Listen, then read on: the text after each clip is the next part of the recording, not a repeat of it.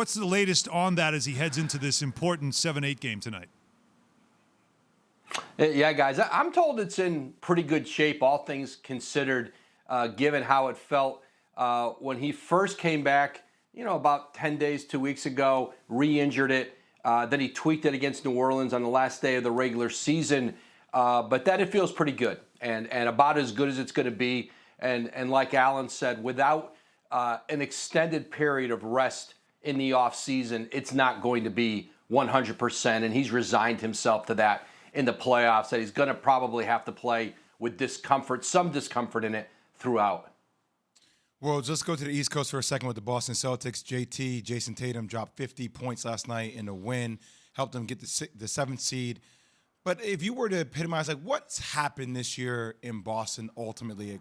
If there was one thing that you would say, hey, this is what needs to be fine-tuned next year for them to get back to the Eastern Conference Finals, what would that be?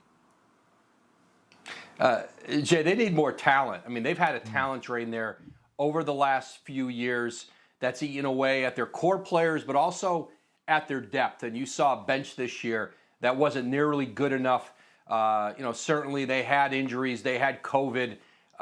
They didn't defend nearly as well as you've seen them defend in previous years. But I still think that core in Boston of Jayson Tatum, Jaylen Brown, and Brad Stevens, those are still 3 people you build around as an organization over the long run. And then Kemba Walker's knee has certainly been a big factor. You saw him, the way he played last night. A healthy Kemba Walker, even without Jaylen Brown, makes them a much more dangerous team. Woj, what's the latest you've heard about Caris LeVert? Obviously, last night, due to safety and protocols for COVID, was called out. How would the league handle this moving forward, especially with the playoffs and how meaningful these games are? Yeah, 10 to 14 days, I'm told, for Caris LeVert. And, Adam Silver was on a call with the league's GMs about 10 days ago and reminded them, and they all know this, that one positive test can throw a playoff series off, that they're not stopping these playoffs for anything. I mean, they're going to keep moving. If someone's positive, they're out. You're not going to see postponements or delays. They've got to get the finals over before the Olympics. That's certainly the plan in July. And so there's a heightened sense of, I think, vulnerability for teams at this time of the year. And obviously, in a play-in situation, in a 1-game or 2-game situation like the Pacers are in this week, they have to do it without Caris LeVert. The one thing I was told, there's about 75% of the league's players vaccinated as the league was heading into the postseason. And so the hope is, that certainly would curb some positive tests. But we're not in the bubble.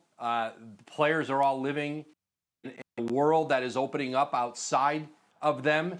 And so this is going to, I think, probably be an issue, not just for the Pacers, but for other teams as we move here into the playoffs. Woj, how committed is the league to the play-in games, the play-in tournament long term?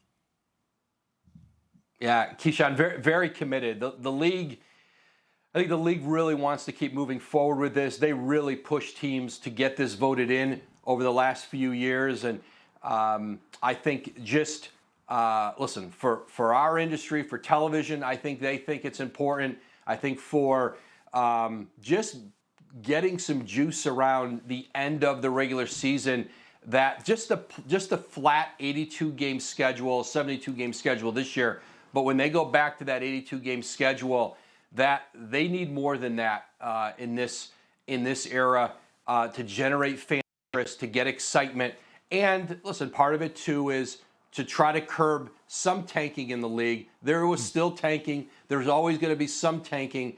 But to have more teams have a reason to be playing to chase the 9 and 10 seeds in both conferences. And I think something else you may see, not next year, but has been talked about, and I think will be back on the table, is the midseason tournament. They kind of tabled that here with COVID in these past 2 COVID seasons.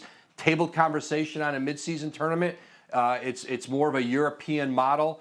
I think you'll hear more about teams having to decide whether they want to do that too. Thanks for watching ESPN on YouTube. For live streaming sports and premium content, subscribe to ESPN Plus right now.